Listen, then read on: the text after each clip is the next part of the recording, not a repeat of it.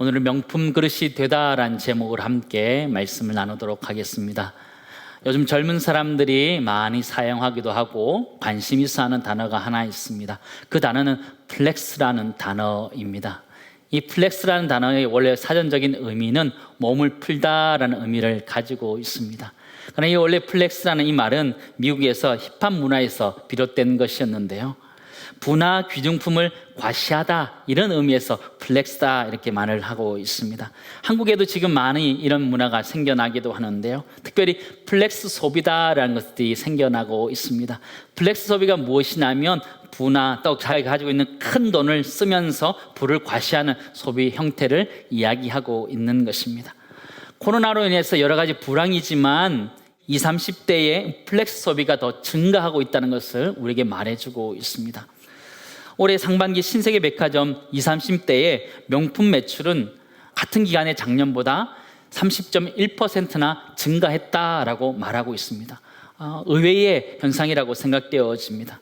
20, 30대의 이런 플렉스 영향이 굉장히 이 사회 가운데 미쳐가고 있고 또한 수입차 시장에도 이것이 적용되고 있습니다. 올해 상반기에 수입차 구매가 8만여 대 정도 있었는데요. 거기에 무려 37%가 10대에서 30대 사이의 젊은이들이었다라고 말해주고 있습니다. 이 플렉스 소비의 가장 중심에 있는 것이 바로 명품이라는 것입니다. 럭셔리라는 것입니다. 고급 외제차, 고급 제품들을 이야기하고 있는 것이죠. 그러나 사실 명품이라는 것은 럭셔리를 이야기하는 것은 아니었습니다. 원래 명품이라는 것은 이런 고급스럽고 사치스럽고 호화스러운 것들을 이야기하는 것이 아니고 장인들이 만들었던 명품을 이야기하는 것입니다. 명품의 진짜 의미가 무엇이냐면 아주 뛰어나거나 이름난 물건을 명품이다 그렇게 이야기하기도 했습니다. 장인이 만든 물건들을 대부분 명품이다 이렇게 이야기했습니다. 오늘 사도행전 9장 말씀 보시면 한 사람이 등장하는데 사울이라는 사람입니다. 이 사람은 주님을 위해서 쓰여지기 어려운 사람이었습니다. 그릇으로 치면 갖다 버려야 되는 그런 그릇과 마찬가지인 사람이었는데, 그러니까 이 다메섹 도상에서 예수 그리스도를 만남으로 인하여 완전히 새로운 사람으로 바뀌고 있는데 그의 삶이 명품 인생으로 바뀌고 있다는 것을 우리는 발견하게 됩니다. 이 사람의 이야기를 함께 살펴보기를 원하는데, 이 사람은 유대교의 럭셔리를 가지고 있었던 사람이었습니다. 열심히 특심이었던 사람이었고 유대교 플렉스를 가지고 있었던 사람이다 그렇게 말할 수 있었습니다. 그는 다메섹으로 가는 공문을 받아가지고 가고 있는 사람이었습니다. 1절, 2절 말씀 보시기 바랍니다.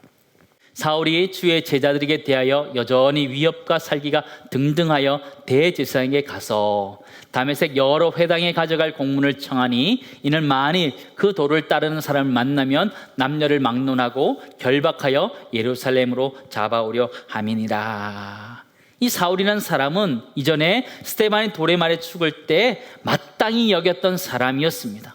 또 오늘 성경 말씀 보시면 그러니까 위협과 살기가 아직도 등등했던 그런 대단한 사람이었죠. 유대계에 완전히 올인해 있는 사람이었고 유대계 플렉스를 가지고 있는 사람이었습니다. 그가 다메섹으로 가는 공문을 가지고 이제 가고 있습니다. 다메섹이 예루살렘에서 얼마나 떨어져 있을까요? 오늘 성경 말씀 보시면 그 거리가 얼마 되는지 잘 나와 있지 않습니다. 그냥 가깝겠지 그렇게 생각하지만 실제적으로 보면 200km가 넘는 굉장히 먼 거리였습니다. 예루살렘에 핍박이 일어났을 때 예수 그리스도를 믿는 주의 제자들이 유대와 사마리아 땅끝까지 흩어지기 시작했고 다메섹에도 그들이 가게 되었습니다. 이 사울이라는 사람은 그 200km만 떨어져 있는 이 다메섹에 와서 주의 제자를 잡아다가 예루살렘으로 호송하는 그 일을 하려고 하고 있는 사람이었습니다. 대단한 집념의 사람이었고 아주 피도 눈물도 없는 사람이었고 유대교에 완전히 빠져있는 유대교 럭셔리의 사람이었습니다. 근데 이 사람이 오늘 다메섹에서 예수 그리스도를 만난 다음에 완전히 변화되고 있는 모습을 우리에게 보여주고 있습니다. 3절 말씀 보시면 호련히 하늘에서 빛이 그를 에워쌌다 이렇게 표현해 주고 있습니다. 이 장면을 잘 표현해 준 그림이 하나 있습니다. 한번 보여주시죠. 니콜라스 베르나르 레피시에의 작품인데요, 사울의 회심이라는 그림입니다. 하늘에서 강한 빛이 사울에게 비춰지고 사울에게 음성이 들려지게 되었던 것입니다. 얼마나 강력한 빛이었을까라고 했을 때 사도행전 22장 6절 말씀 보시면 가는 중 다메섹에 가까이 갔을 때 오정쯤 되어 이랬죠. 오정이라는 것은요, 정오를 얘기하는 것이죠. 가장 태양이 강력한 그때에 하늘로부터 강한 빛이 그에 임하였다라고 이야기하고 있는 거죠. 얼마나 강했을까요? 태양빛보다 훨씬 강한 빛이 그에게 비춰졌음을 이야기하고 있는 것이죠. 하나님이 그를 찾기 위한 서치라이트를 켜면서 그를 찾아서 말씀하고 있는 구절을 우리는 발견하게 됩니다. 한 사람을 찾은 것이죠. 바로 사울이라는 이 사람을 찾은 것입니다. 그는 땅에 엎드려져서 하나님 앞에 질문합니다. 4절, 5절 말씀입니다. 땅에 엎드려져 들음에 소리가 있어 이르시되 사울아 사울아 내가 어찌하여 나를 박해하느냐 하시거늘 대답하되 주여 누구시니까 이르시되 나는 내가 박해하는 예수라. 사울의 모습이 완전히 바뀌어져 있습니다. 그가 예루살렘을 떠나서 다메섹으로 갈 때는 의기양양하면서 살기 있는 모습으로 왔지만 그가 다메섹 도상에서 예수 그리스도를 만났을 때 땅에 엎드려져 꼬꾸라진 모습을 우리에게 보여주고 있습니다. 하나님의 권위 안에 엎드려져 있는 그의 모습을 우리들에게 보여주고 있습니다. 그는 이 자리에서 그에게 주어지는 사명을 갖게 됩니다. 그의 사명이 무엇이냐면 이방인들에게 또는 임금들에게 또 이스라엘 자손들에게 복음을 전하기 위한 하나님의 그릇이라는 것을 그는 깨닫게 되고 있습니다. 저는 그런 의미에서 이 사울이라는 사람이 명품 그릇이 되었다라고 표현해 보고 싶습니다. 그래서 저는 오늘 설교 제목을 명품 그릇이 되다로 정해 보았습니다. 사울이라는 사람이 왜 명품 그릇이 될 수 있었을까요? 그가 그리스도를 위하여 산 적이 한 번도 없었는데 어떻게 그가 명품 그릇이라고 말할 수 있었을까요? 첫 번째는요, 명장이신 하나님이 그를 택하셨기 때문에 그는 명품 그릇이 될 수 있었습니다. 명품이라는 것은 명장의 손에 의해서 만들어진 것이 명품이라는 것이죠. 이 사울이라는 사람이 바로 그런 사람이란 거예요. 하나님의 손에 만들어졌기 때문에 하나님 택하신 사람이기 때문에 그가 명품 그릇이 될 수 있었다라고 말할 수 있는 거예요. 15절 말씀 보시기 바랍니다.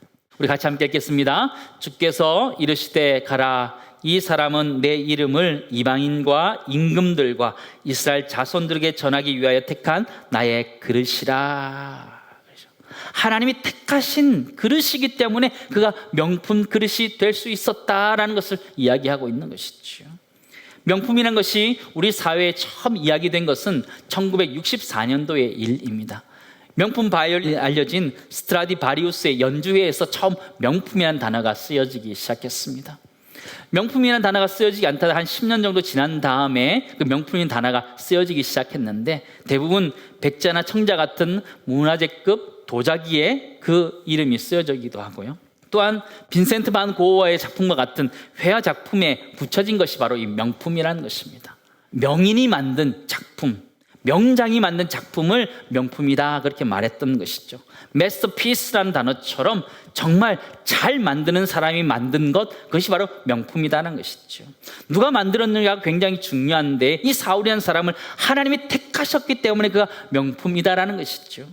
누가 만들었느냐 굉장히 중요한 것이죠. 그림을 하나 보여주시기 바랍니다. 그림이 좀 이해되십니까? 저게 뭐 하는 사람인가 그런 생각이 들죠. 제목을 보니까 우는 여인이다 이렇게 되어 있습니다. 눈물이 어디 있는가 한참 찾아보기도 해왔습니다. 얼굴을 조각조각 내어서 그리 있는 입체파의 그런 그림이기도 합니다. 뭐가 뭔지 잘 모르겠더라고요. 그 그림을 누가 그렸나 이런 생각도 해보게 되었습니다. 아이들이 그린 것 같기도 하고 습작으로 이렇게 그려본 것 같기도 하면서 저걸 누구의 작품인가 그런 생각도 해보았습니다. 여러분 누구의 작품인 것 같습니까? 저거는 천재 화가 파블로 피카소의 작품입니다. 명화인 거지요. 우리가 처음 볼 때 저게 무슨 그림인가 그런 생각할 때도 있었습니다.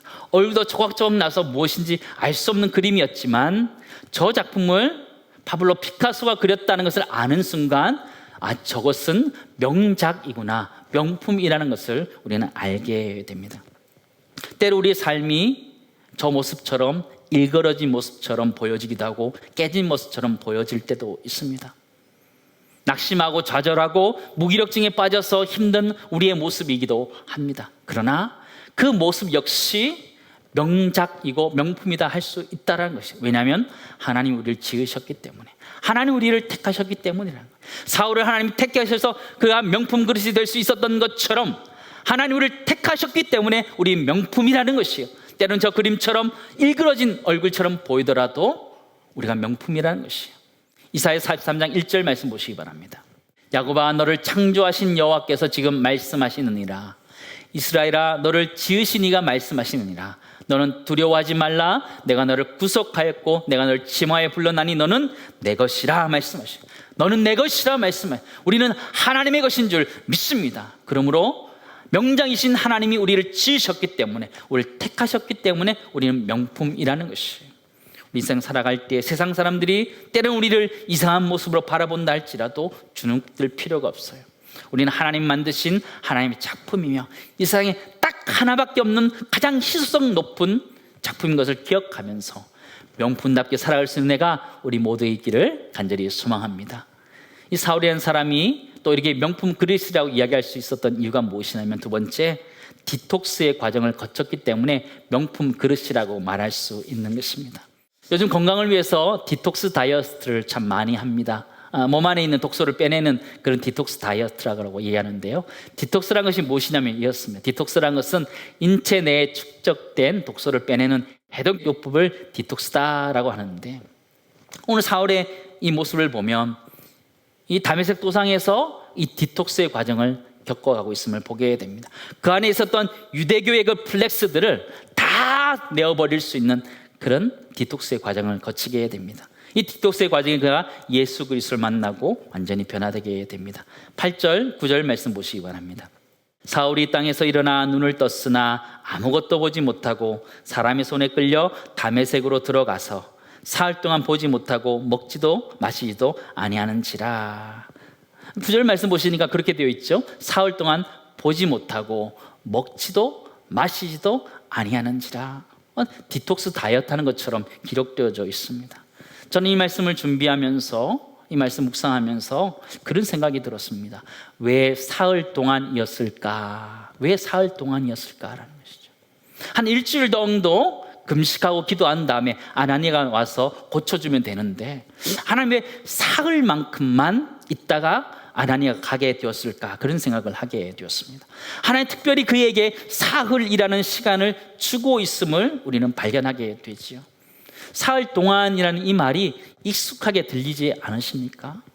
성경에서 사흘이라는 이 단어는 두 사람에 의해서 집중적으로 쓰여지고 있는 단어라는 것을 우리는 잘 알고 있습니다. 마태복음 12장 40절 말씀 보시기 바랍니다. 요나가 밤낮 사흘 동안 큰 물고기 뱃속에 있었던 것 같이 인자도 밤낮 사흘 동안 땅 속에 있으리라. 그죠? 이 사흘이라는 단어는 요나에게 쓰여졌던 단어예요. 요나가 큰 물고기 뱃속에서 죽음의 시간들, 그 디톡스의 시간을 가졌던 그 시간을 바로 사흘이다 표현하고 있는 것이죠. 또 더 나아가서 예수 그리스도가 무덤에 있었던 그 시간, 그 시간을 사흘이라고 이야기하는 시간들인 거죠. 이 사울이라는 사람이 왜 사흘 동안 그 아무것도 보지 못하고 먹지도 못하고 마시도 못하는 그런 시간을 가졌을까요? 예수 그리스도의 죽음의 그 시간, 사흘의 시간을 그가 동일하게 경험하게 하셨던 것이죠. 그 기간을 통해서 그가 완전히 새로운 사람으로 변화되었다는 것을 우리는 발견하게 됩니다. 이 사울이라는 사람은 이 사흘 동안 디톡스의 시간을 통해서 완전히 하나님의 사람으로 명품 그릇으로 변화되었던 것을 우리는 보게 됩니다. 명품 도자기를 보면 이런 디톡스의 과정을 거치게 됩니다. 지능을 처음 이길 때부터 불순물들을 다 빼내기 시작하지요. 그리고 풀무에 그것을 구워낼 경우, 또 유약을 바르고 다시 구울 때도 그렇게 연단의 과정을 통해서 명품 그릇이 탄생하게 됩니다. 이사야 48장 10절 말씀 보면, 보라, 내가 너를 연단하였으나 은처럼 하지 아니하고 너를 고난의 풀무불에서 택하였다. 우리를 그런 연단의 과정 속에서 우리를 택하였다 말씀하시는 것이죠. 고난의 과정을 통해서, 연단의 과정을 통해서 명품 그릇이 탄생하는 것처럼 이 사울이라는 사람이 사흘 동안의 그 기간을 통해서 명품 그릇으로, 명품 제재로 탄생하고 있는 모습을 우리는 발견하게 됩니다. 사랑하는 성도 여러분, 우리 가운데 때로는 고난과 어려움들이 찾아오기도 합니다. 코로나19 같은 어려움들 가운데 우리는 고난을 받기도 하지요. 그러나 이 고난이 그냥 단순히 내가 아파하는 고난이 아니라 나를 다시 연단시키시는 하나님의 은혜인 줄 믿습니다. 이 고난의 연단의 디톡스의 과정을 지나면 우리 하나님 앞에 귀하게 쓰임받는 명품 그릇이 된다는 걸 기억하면서 주 앞에 귀하게 쓰임받을 수 있는 내가 우리 모두의 있기를 간절히 소망합니다. 고난의 시기를 잘 이겨내기를 소망합니다. 사울이라는 사람이 명품 그릇이 될 수 있었던 또 하나의 이유가 있는데, 그것은 아나니아라는 성령의 사람을 만났기 때문입니다. 성령의 사람에게 인증받았기 때문에 그는 명품 그릇이다 말할 수 있는 사람이 되었습니다. 사울이 완전히 변화되었지만 그것을 증명해 줄 수 있는 사람이 아무도 없었습니다. 우리 처음에 말씀 나눴던 것처럼 이 사울이라는 사람은 예루살렘으로부터 다메섹까지 주의 제자들을 잡기 위해서 쫓아갔던 사람이었기 때문에 그 사람이 다메섹 도상에서 변화되었다는 것을 인증해 줄 수 있는 사람이 없다면 그가 주의 제자로서 주님의 명품 그릇으로 쓰임받을 수 없었다라는 것이에요. 그러기 위해서 하나님은 그 아나니아라는 사람을 택하여서 그를 보증하고 있음을 보게 되지요. 여러분, 돌반지나 또 이렇게 귀한 것들을 사게 되면 따라오는 종이가 한 장 있습니다. 그게 무엇일까요? 그건 품질 보증서라는 것입니다. 그 물건이 진짜라는 것을 알려주는 것이 품질 보증서라는 것이 굉장히 중요합니다. 이것이 없으면 진짜라는 것을 증명하기가 굉장히 어려운 것이죠. 진짜를 증명하기 위해서 품질 보증서가 있는 것처럼 이 오늘의 이 사울이라는 사람이 정말 주의 제자로 변화됐다는 것을 인증하기 위해서 하나님은 아나니아라는 사람을 보내고 있음을 우리는 보게 됩니다. 그에게 가라 말씀하시는 거예요. 11절 말씀입니다. 주께서 이르시되 일어나 집가라 하는 거리로 가서 유다의 집에서 다소 사람 사울이라는 사람을 찾으라. 그가 기도하는 중이라. 이 아나니아라는 사람도 사실 가기를 주저했던 사람이었어요. 왜냐하면 사울이라는 사람이 자신을 포함해서 모든 주를 믿는 사람들을 핍박하기 위해서 오기 때문에 그는 갈 수 없다라고 이야기했습니다. 그러나 하나님께서 계속 아나니아를 설득하고 아나니아에게 설명해 주었습니다. 그는 하나님이 택한 그릇이라는 것을 가르쳐주는 순간 아나니아는 순종하며 가서 이 사울이라는 사람에게 안수하여서 낫게 합니다. 17절 18절 말씀입니다. 아나니아가 떠나 그 집에 들어가서 그에게 안수하여 이르되 형제 사울아, 주곧 내가 오는 길에서 나타나셨던 예수께서 나를 보내어 너로 다시 보게 하시고 성령으로 충만하게 하신다 하니 즉시 사울의 눈에서 비늘 같은 것이 벗어져 다시 보게 된지라. 하나님의 사람, 성령의 사람 아나니아가 사울에게 안수하였을 때 그가 즉시 보게 되고 비늘 같은 것이 떨어졌다. 성경 그렇게 기록해 주고 있습니다.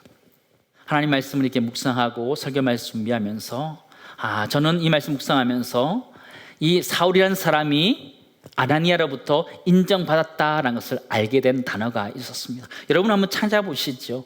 17절에 나와 있는데 어떤 단어일까요? 어떤 단어? 바로 형제 사울아라는 단어입니다. 핍박자 사울이 아니라 이제 형제 사울이 되었음을 이 아나니아가 증명하고 있는 것이죠. 인증해주고 있는 모습이죠. 완전히 바뀐, 그러니까 명품 그릇으로 바뀔 수 있었던 마지막 이유가 이 아나니아의 인증에 있었습니다. 형제 사울아라는 단어에 있었습니다. 사랑하는 성도 여러분, 여러분은 어떤 인증서를 가지고 살아가고 있으십니까? 누가 보증해서 살아가고 있으십니까? 세상적인 여러 가지 인증과 보증을 받으면서 살아가고 있습니까? 아니요. 우리 그리스도인들이 받아야 되는 보증은 따로 있다는 거예요. 고린도후서 5장 5절 말씀 보시기 바랍니다. 같이 읽겠습니다.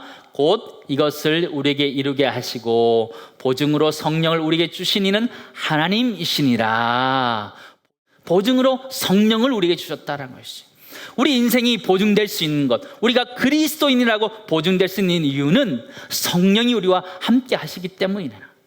성령으로 아니하면 예수를 주라고 말할 수 있는 사람이 아무도 없다라고 말씀하셨던 것이에요. 우리 안에 계시는 성령이 우리가 그리스도인임을 보증해주고 있는 것입니다. 우리가 명품인 이유가 무엇이냐?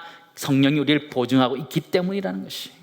사랑하는 성도 여러분, 우리는 그리스도의 사람으로 성령께서 보증해 주신 사람들입니다. 그러므로 우리가 이 세상 살아갈 때 명품 제자답게 살아갈 수 있는 내가 우리 모두의 있기를 간절히 소망합니다. 이제 말씀을 정리하고자 합니다. 이 사울이라는 사람은 하나님이 택하신 그릇이다 말씀하시고 하나님 그를 명품 그릇으로 만들어가고 있습니다. 그러니까 명품 그릇인 이유는 명장이신 하나님이 택하셨기 때문이고, 그가 디톡스의 과정들을 거쳤기 때문이고, 또 아나니와 같은 성령의 사람으로부터 인정받았기 때문입니다. 사랑하는 성도 여러분, 우리는 어떠합니까? 우리 모두는 어떠해야 될까요? 우리는 하나님이 택하신 하나님의 사람이라는 것을 잊지 않고, 예수 그리스도와 사흘 동안 그 무덤에서 시간들 지내면서 다시 부활하셨던 것처럼 코로나19의 이 어려운 시간들을 통해서 우리가 연단되어져서 더 명품 그릇으로 나타날 수 있는 내가 우리 모두 있기를 간절히 소망합니다. 어려운 시대지만 성령이 우리를 보증해 주시고 우리를 인도해 가실 것입니다. 그 성령의 인도하심을 따라 살아갈 수 있는 우리 모두 되기를 간절히 소망합니다.